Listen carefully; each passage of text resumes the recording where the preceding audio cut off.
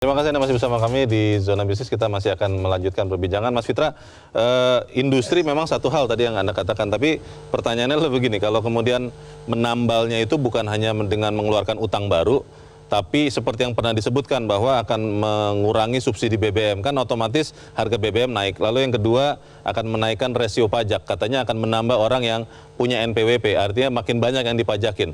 Itu bagaimana Mas Fitra? Ya, kita kan kemarin sudah bahas ya, Bu Nuril ya. Iya. Jadi ketika mengurangi subsidi BBM, dan saya sebenarnya cukup lihat bahwa memang subsidi BBM pada prakteknya ini tidak produktif. Memang harus dialihkan ke sektor gitu. Nah, tetapi ketika kita misalnya mengalihkan 100 triliun saja, indah ini kita akan saya gratis. Oke, ini ada mismatch productivity. Apa itu mismatch productivity? Ini.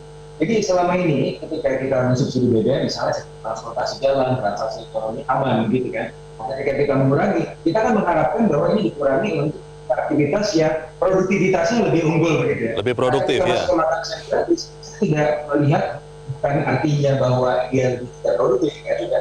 Mereka memang ada efek produktivitasnya, tapi bukan di jangka pendek, di jangka panjang.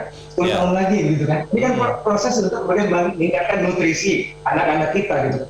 Kan 10 tahun lagi baru kelihatan efek mismatch produktivitas jangka pendek. Pada akhirnya itu mungkin akan mengkonsen perekonomian kita gitu, dan itu akan parah lagi.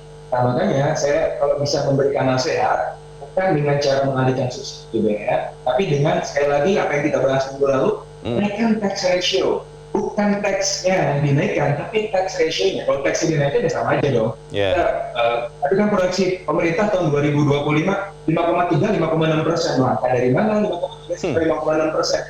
Kan forecast kita 10% itu overheating. 5,1% ini capek gimana?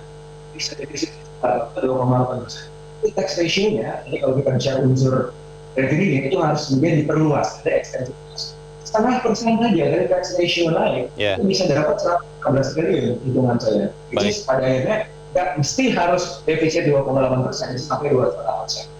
Oke. Mas Fitra, ini terakhir singkat saja. Pemerintah sudah berjanji katanya tidak menaikkan harga BBM dan harga listrik, tarif listrik sampai Juni.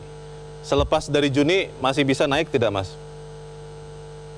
Ya masih bisa kalau harga dunia itu naik gitu ya. Tapi saya melihat bahwa sekarang kita kecuali memang ada langkah ekstra dari pemerintah, misalnya dari mengambil subsidi. Saya rasa sekarang kita kan lagi mau growing ya, subsidinya ini sementara ini bisa dulu. Baik. Terima kasih Mas Fitra Faisal. Semoga perbincangan kita ini berguna untuk para pemirsa kita. Selamat pagi Mas Fitra. Dan pemirsa, demikianlah akhir dari Zona Bisnis untuk pagi ini. Atas nama teman-teman yang bertugas, saya Leonard Samosir mengucapkan terima kasih untuk kebersamaan Anda. Selamat pagi, sampai jumpa.